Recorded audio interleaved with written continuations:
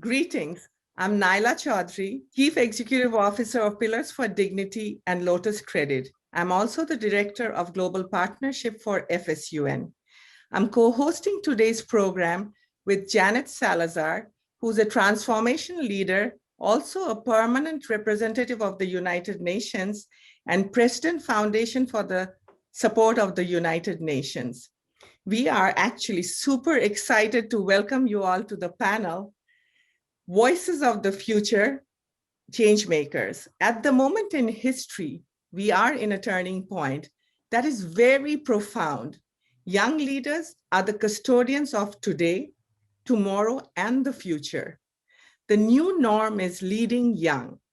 To support the next generation of leaders, there has to be a systemic change, including our education system and social system. Often we are unwilling to listen to the wisdom of youth. We actually have to be open to accept these changes. Today's young, dynamic, extraordinary speakers are Gen Z activist Brandon Fabstein, and the three amazing, extraordinary junior change makers are Humaira Ali, Nisa Rab, and Mansi Mova, who will share their journey, dream, and commitment to UN 17 Sustainable Development Goals to make the world better, just, inclusive, leaving no one behind. For all of you, the amazing speakers today, you're never too young to make a change. Your stories give us power. You are the source of change. So speak truth to power. Without further ado, let me give a small briefing about Brandon, the amazing Brandon Fabstein.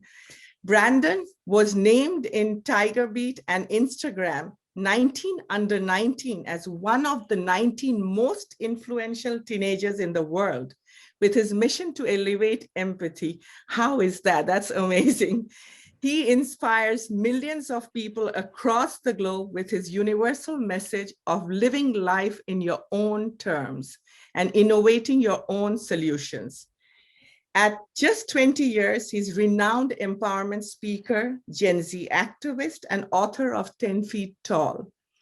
Brandon was diagnosed with a rare form of dwarfism at the age of 2, and that has turned his life experience of suffering, isolation, victimhood into empowerment, impact, and influence. After a severe battle with cyberbullying in high school, Brandon decided to share his story to both offer hope and to enact change. Brandon works with Fortune 100 companies like Facebook and HP, and he consistently delivers tools to audiences of all ages to shift perspective and strengthen their mindset. And Brandon knows more than anything. I am a raving fan of him because his positive energy touches my soul every time I talk to him.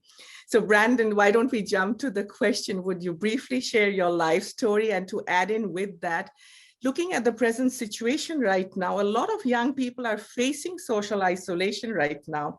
Any advice on how to feel more connected with each other? Thank you so much for having me, Nyla, and for that amazing introduction. So much love for you, my friend. So as you mentioned, I was born with a very rare form of dwarfism. It's called metatropic dysplasia, and there's only 84 people in medical history to be born with this condition. And it causes me to stand at just under 4 feet tall. You can't really tell that on camera right now, but I'm about the same height as I am standing that I am sitting. Fun fact, but I used to really hate being different and being so unique in what I thought to be in all the negative ways. And so much so that when I was 11 years old, I was very close to wanting to end my life, ending my journey, because I thought my existence had no meaning, no purpose. But I was so wrong when I discovered how much of a gift being different and truly being able to stand out is. That was when I was 15. And the very first time that I shared my story was a TEDx talk. And that talk turned into the rest of my life. It was in that moment that I found my purpose, my mission, And I've been following that ever since. And so I took what used to be the thing that I resented most about myself, which was being, again, so different, and standing out, to building my platform all around that, and now empowering millions of people to embrace what they've been given and to share that with the world. And I think, going back to the question, in this time that we're in, where so many young people especially are feeling disconnected, feeling not aligned with where they once were, I think the most important thing is to be intentional and mindful about where our energy is going and who we're spending it on, whether that's on social media or who we're communicating with, who we're hanging out with, that sort of thing. We have to be mindful of the people that we follow or who's getting our energy, because oftentimes we end up absorbing the content or absorbing the aura, the vibe of that person. And again, whether that's online or in person, or even just talking on the phone or texting, if we aren't connecting with people that fill us up in some way and make our life just a little bit brighter. I'm not saying you only have to follow inspirational speakers on Instagram or people that are like positive all the time, because that's not the real world. We have to be, realistic and truthful about what we're going through. But at the same time, I think we should be focusing on how to co-create solutions together, how we could all, despite everything that's going on, and all of our unique issues, come together and truly elevate empathy to create a better future for us all. Amazing. Amazing. What a beautiful way of explaining. I would love you to share a few more things. You've helped bring forth two new laws actually before you turned 18. What would you say to fellow Gen Z who's doubting their ability to make a difference or be heard? What I learned from that experience, and just to give a little bit more context to that, this was before I had much of a platform. I found my voice at that point. It was a couple years after I had given the TED Talk, but I didn't really have tons of followers or a lot of connections that I could call up and say, "Hey, can you help me make this happen?" It was truly the resilience and the grit of both my parents and myself making the conscious choice to share our story and the horrible experience that we went through with not receiving any support from the administration or even the police department, and understanding that there must be thousands of other students, thousands of other youth going through the same thing. And by simply sharing my story and testifying where I grew up at the Virginia General Assembly in front of state lawmakers, and seriously just speaking my truth, I didn't need to have millions of followers. I didn't need to be some celebrity or philanthropist or any of those things. I was a 17 and 18-year-old kid.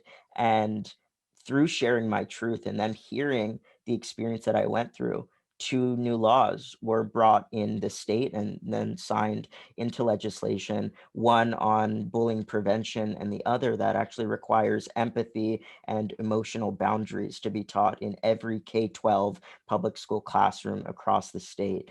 And what I would say that the biggest takeaway is that we all have the ability to make change through the very unique journey that we've each been on. We have such an amazing perspective to share with the world.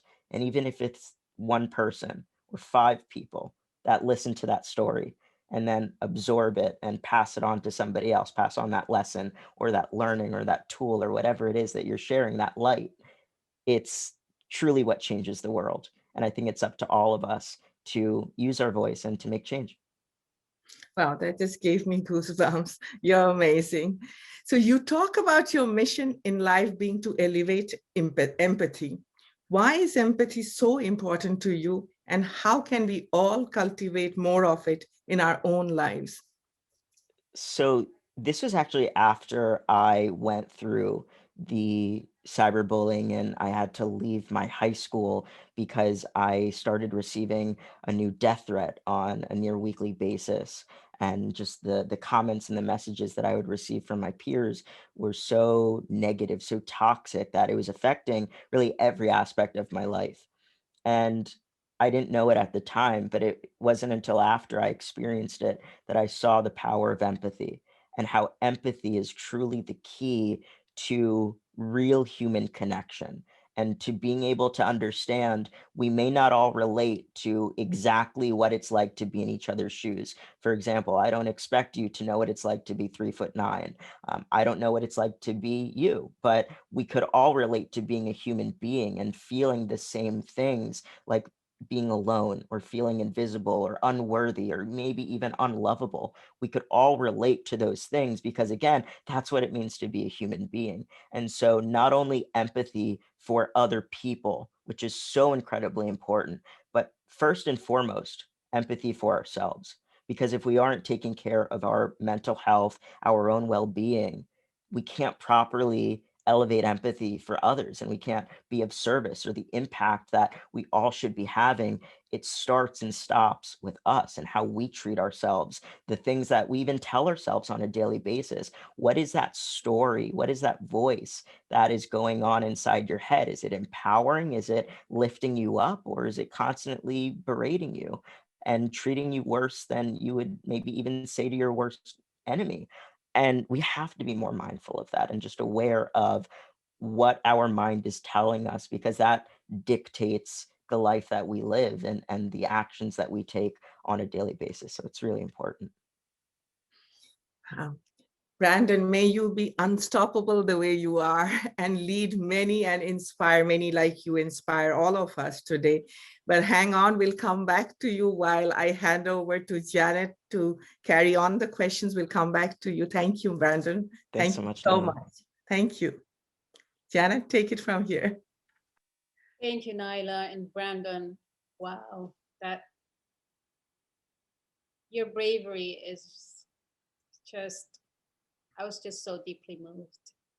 In your life and the course that you've chosen to turn what you thought was a weakness, or something that you did not like, turned out to be something that has inspired millions of people around the world. And I'm just so extremely honored that Yep.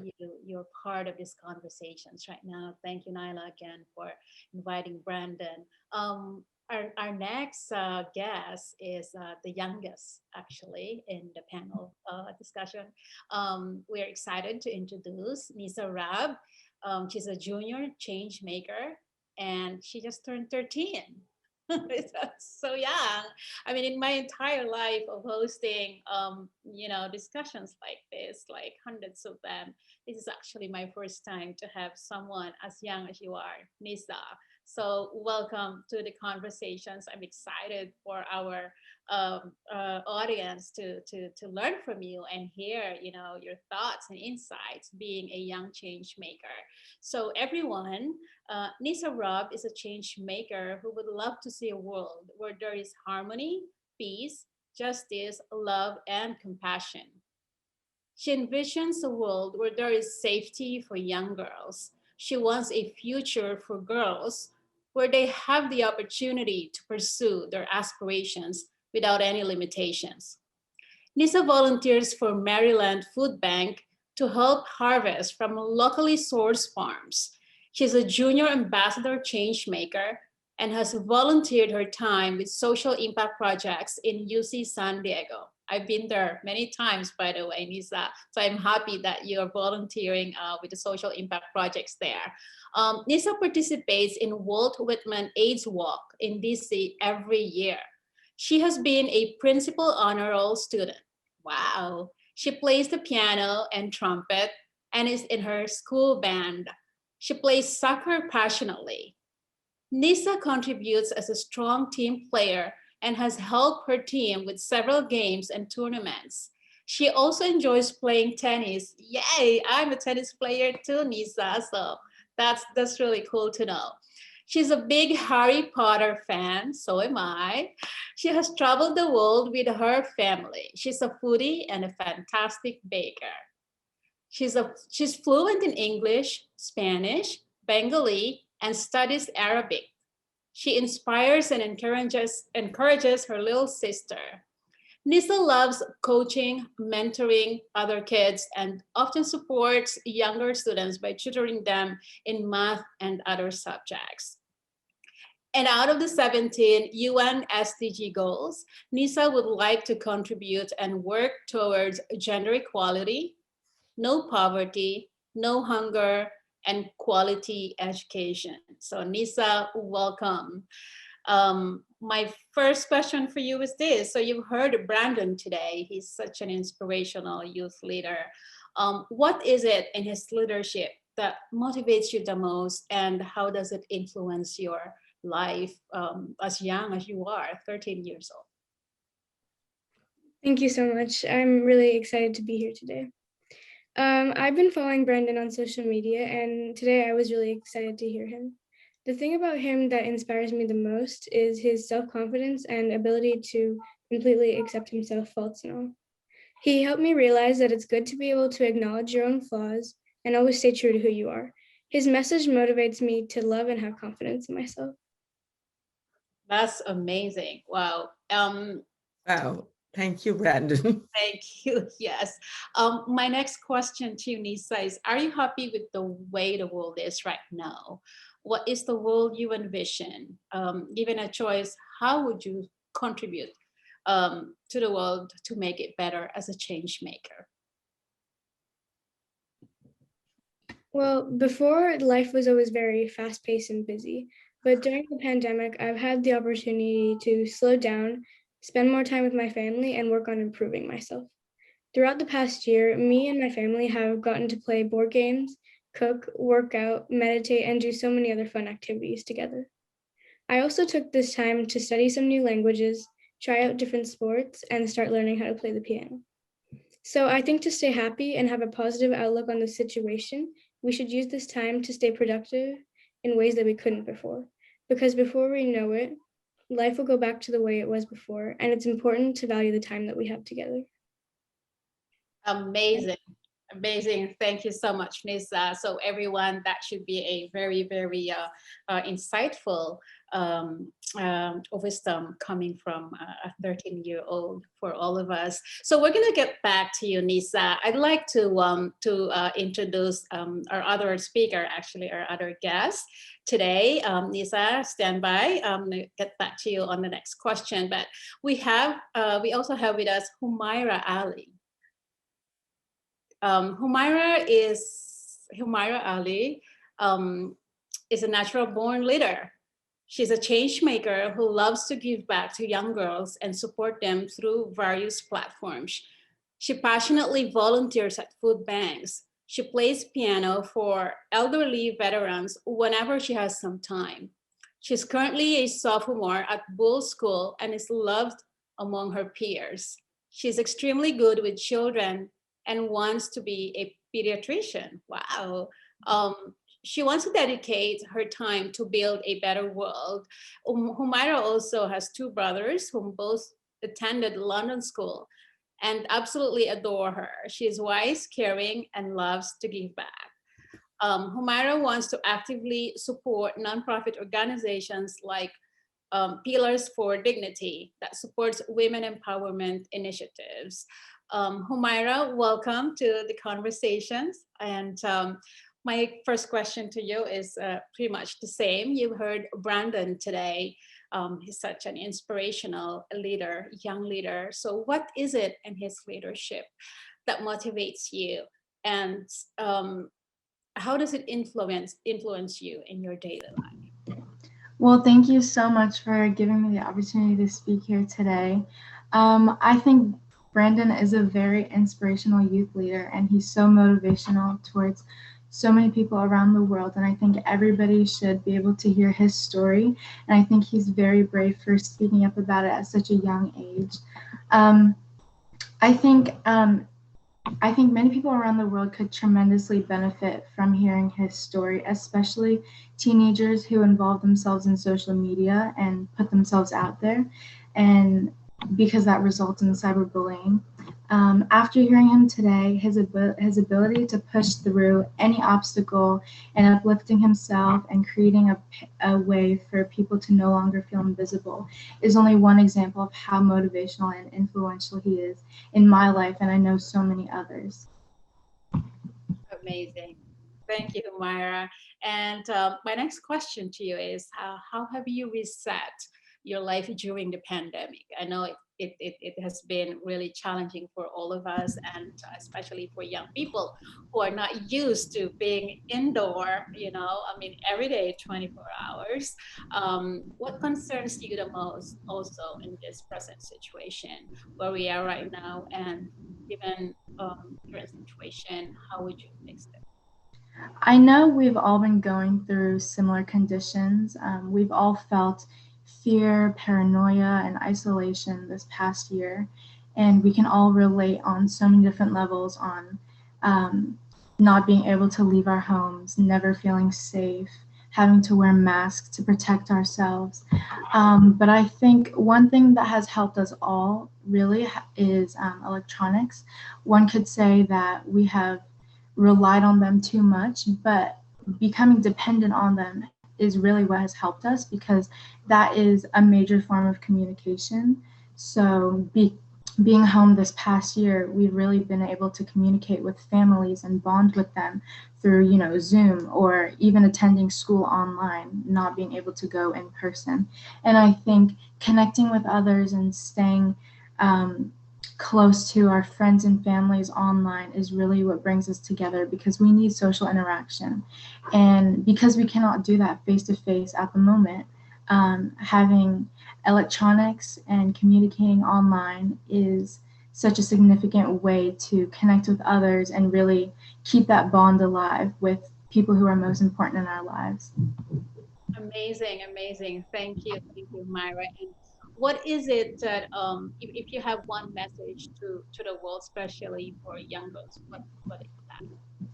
I just want young girls to know that you do not need to rely on others to become successful, because at the end of the day, you have yourself and yourself only. Your thoughts are nobody else's thoughts. Your thoughts are your own. You make your own decisions. Yes, you can ask for help, and asking for help is always the best thing to do, because you need guidance in life. But finding guidance in life, you need to surround yourself with the right people, and knowing who you're surrounding yourself with, and knowing that those people will have a positive impact on your life, having a positive influence. And I think that you should never be too afraid to speak up and ask for help, finding confidence in yourself, and always going the extra mile. I mean, like, my whole life I've been going to a public school, but when I entered high school, I began at a private school. And I think that has greatly helped me with my self-confidence and independence, because my classes were cut in half.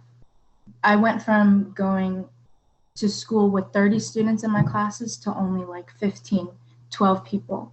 And I think having that opportunity to feel more confident in myself, speaking up, asking for help, that has really helped me become more independent and confident. And that has really helped me gain more knowledge and independence for myself and others.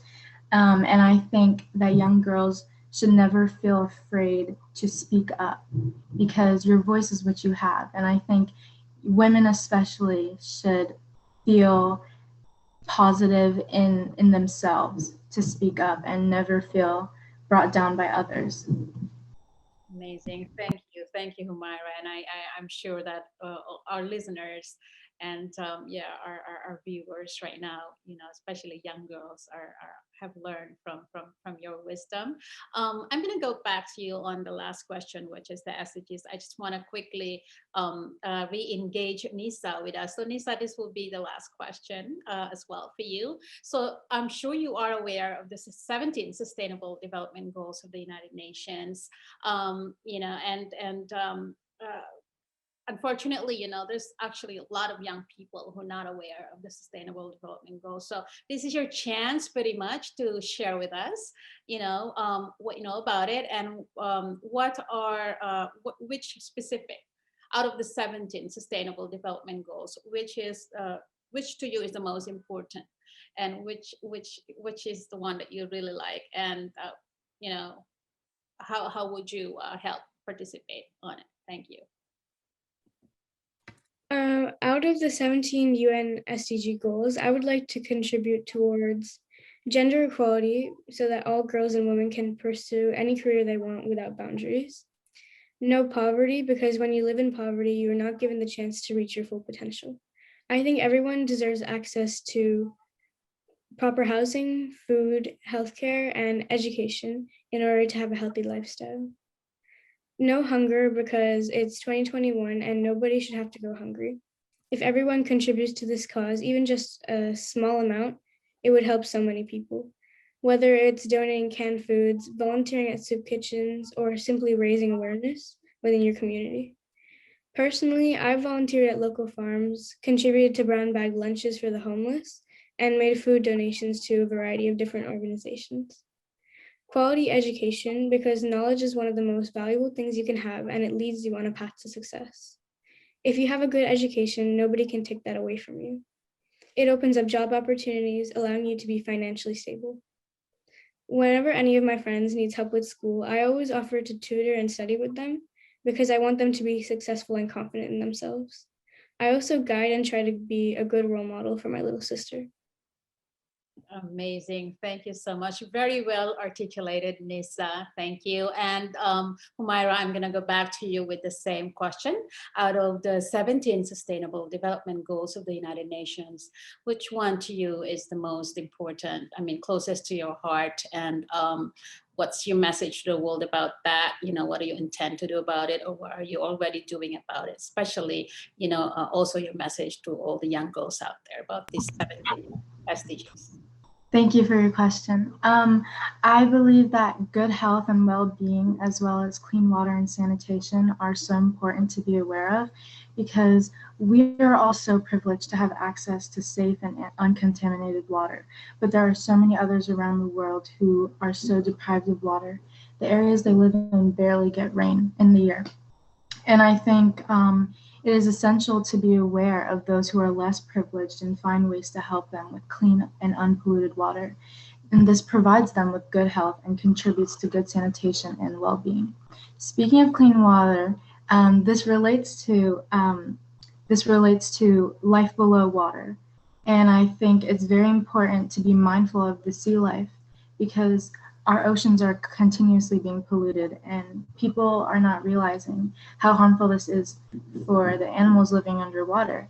And I think it's just how we take care of our homes and our families that we need to be mindful and take care of our oceans and the sea life underwater. And I think that you know, people go vacationing at the beach and they leave their trash behind, and then sometimes their plastic and other trash get washed up into the water, and then animals get caught in them and they're severely hurt, and people are not even aware of that. And this is slowly causing many creatures underwater to go extinct. I also believe in number 5, which is gender equality, and I think it's very important for women to gain the same opportunities as men, because men do so much, but women could do even more. And I think with realizing that women play such an important role in today's society, we need to promote women. I think everyone deserves a voice. Everyone needs to speak up, and I think women can make such an impact.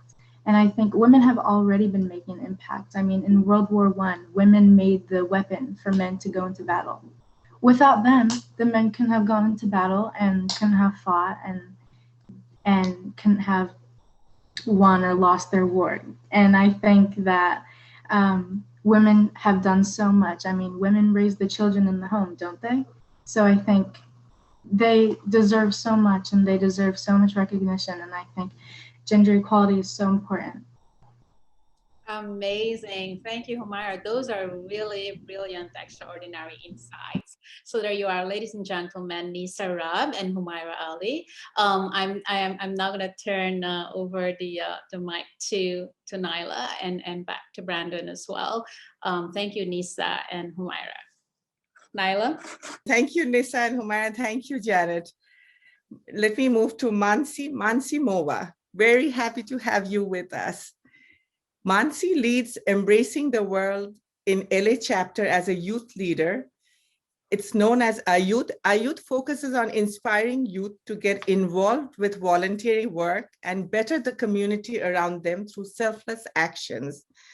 She's a second-year pre-med student at UC San Diego, majoring in biochemistry and minoring in bioethics. That's quite interesting.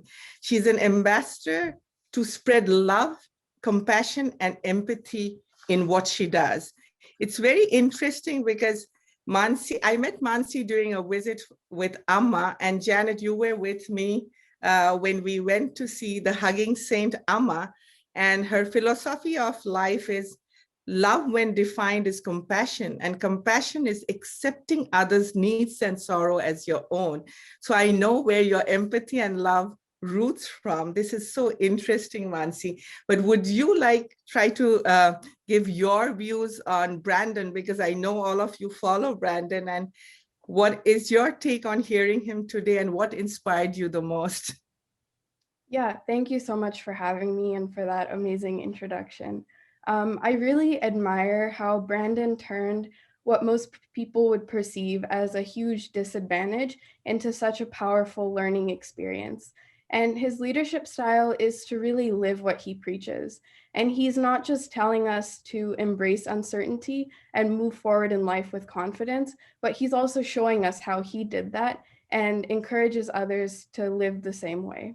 I think that's the biggest takeaway for me from hearing him speak. And I just want to make a deliberate effort in my life to be courageous and lead by example, just like him. Thank you. Brandon, I want you to know she's speaking from, today you're in San Francisco? Mansi, Seattle. Seattle. Okay, so you have to see the varieties of the states you touch and all the young groups who follow you, Brandon. It's amazing. So humble. Thank you. I thank all three of you. Seriously, it means the world to hear those words. So I'll go back to Mansi. Mansi, while you're leading the chapter for Embracing the World, what inspired you to take this leadership role as a change maker? And how does spirituality center you and give you a fresh perspective? So I've been actively participating in Embracing the World events for quite some time. But as I got older, I realized that not many kids my age were involved in community service. And even if they were, they only did it for school credit. So the motivation behind their actions was very different from mine, and I really felt this disparity. So this inspired me to show other youth the power of acting selflessly, and I decided to become a youth leader in LA for Embracing the World as a result. I wanted to show that acts of kindness and selflessness could come in so many forms, including environmental projects, helping the local community, and raising awareness of prevalent issues in society. My biggest inspiration, however, is definitely Amma. She is a humanitarian, spiritual leader, and founder of Embracing the World. And she has worked tirelessly since a young age to better the world and is the epitome of compassion and selflessness. Seeing the pure love that she has for everything and everyone is not something I can explain in words, and it's really something that you just have to see for yourself. She really is my driving force in what I'm doing, and seeing all of her projects and the sheer magnitude of what her organization is achieving in all fields really moves me, and it serves as a reminder of what I want to do with my life. So as a spiritual leader, Amma teaches us how to let go of trivial things and really focus on our inner divinity and peace. She teaches us that we're all part of a larger whole and that we should let go of our inhibitions to serve others selflessly. She teaches that life is about finding our true selves, part of which is living with humility, compassion, and reverence for everything around us. And this attitude, although is extremely difficult to put into practice, can put everything in our life into perspective. And we will then see nature and other people simply as an extension of ourselves, and our natural instinct will be to help others and act with compassion and love. Wow, beautifully put in. Nobody could have explained it better. That's amazing, Mansi. So looking at the present situation, how have you reset your life to adjust and be safe? And what concerns you most with the present world situation? And given a choice, how would you fix it? So, as with all other college students, I was sent home last March and I've done 1 year of online school. I've had to greatly limit my interactions with all of my friends, and I rarely left my house. And this was definitely a really tough lifestyle to get accustomed to, but of course was necessary as it's our duty towards public safety. I'm most concerned about the attitude of selfishness that's present in the world today.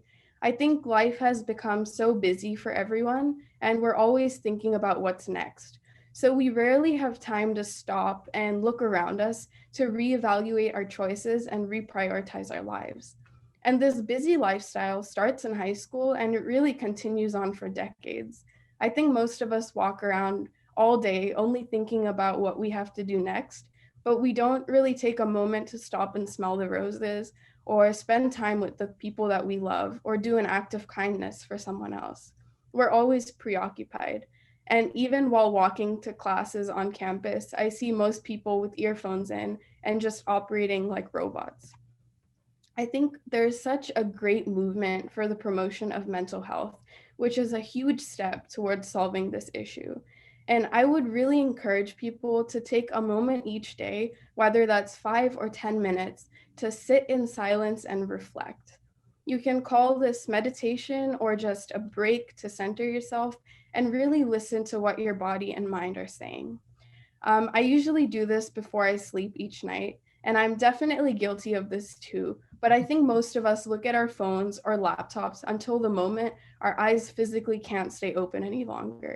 And I'm trying to change this habit and spend at least 5 minutes before bed to reflect and just still my mind.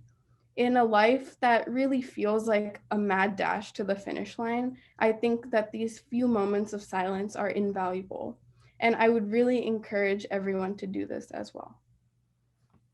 These are very wise, valuable words. I need to practice that myself too. At times we jump up to look at the phone and how to be still for the day or a minute to sort of get centered with what you'll produce the day and move along. That's amazing, Mansi. Mansi, moving to the next question about 17 development goal. Which one or the ones are the closest to your heart? What is your message to the world, especially young girls? So I feel very strongly about the goal for climate action because I believe that being a part of society is not just about what we owe to each other as humans, but also about what we owe to nature. I think we quite literally owe every aspect of our lives to nature. Nature is abundant and always gives to us selflessly and with compassion, but what are we doing to give back? So, in my opinion, our bare minimum responsibility is to treat nature with respect and be mindful of what we're taking. We have really forgotten this value as a society, and we always focus on what we can take without considering what we should be giving back. This climate action movement should not be centered around preserving the earth for the use of future generations, but rather should be centered around protecting what nature has provided for us and giving back thanks through respect and preservation. Another SDG that I feel really passionate about is achieving gender equality and more specifically, empowering all women and girls. So I have been fortunate enough to grow up in an amazing environment with parents and family who support my every endeavor, but I recognize that not everybody has the same experience. I see how a good education really uplifts and empowers me in my own life, and having access to a good education directly correlates with my self-confidence and has helped me develop a strong individuality. So it's critical that every girl has the same opportunity while growing up. Every single person should be granted this chance to create a better future for themselves. And each person has a natural inquisitiveness that should be enhanced and encouraged through education and life experiences. I believe that everyone should have the opportunity to choose how they want to live their lives. And girls who are not allowed a proper education are essentially stripped of their opportunity to fully explore themselves and develop this individuality. And society will be in imbalance until there is equality. I think women bring a much different perspective to conversations than men do. Having an equal amount of men and women in leadership roles would create a much more balanced decision-making process. So I wholeheartedly support empowerment because I believe that it's the first step towards a more balanced and humane world. My message to young girls is to be brave and put your foot forward in life. If something scares you, that's a great sign to go ahead and do that thing. In a world where girls and women are often underestimated, it's critical that we move ahead with rigor and strength because nobody will stand aside and wait for us to make a move. And it's our responsibility to do so and show others what we're capable of. Amazing. Janet, would you like to say anything? You're mute. Okay, no, I'm just really inspired and just blown away, by all these young insights from our young minds. I mean, I'm happy. I'm really happy to know that, more and more of our young people are becoming deeply aware of, what's going on around us, what needs to be addressed, and how they can use their own voices and contribute to provide solutions to these challenges. So yeah, amazing. I mean, very well done. Absolutely. Yeah, I'm inspired. Thank you. Thank you. Brandon, going back to you, you have millions of followers in social media. And I realize with so much attention comes so much responsibilities. So what message do you have for these young girls and thousands who would hear you after this panel? Thank you so much. Now, the first thing that I want to say, I'm so humbled and honored to be alongside three incredible change makers that are truly going to make such a dent in society. And so I am incredibly moved and inspired by all three of you. So thank you for your incredible words. I would say to go back to a point I made before, we all have the ability to make a difference, no matter what we were born with, whether that was some medical condition, a label, a life circumstance, adversity. We were put here for a reason. And the fact that we're still here with all the things that we've been through, all of the really bad days that we thought we wouldn't get past, we're still here. And I think that says something. I think it says that we have a purpose, we have a meaning, and also we have an obligation to do what we can, to use what we've been given to make as much of an impact and a difference in a world that desperately needs our light, desperately needs our voice and our contributions. And I don't say that lightly. Genuinely, every single one of us, as much as we can do, whether that's on social media, it's in person, it's volunteering, it's giving back, it's just contributing and serving.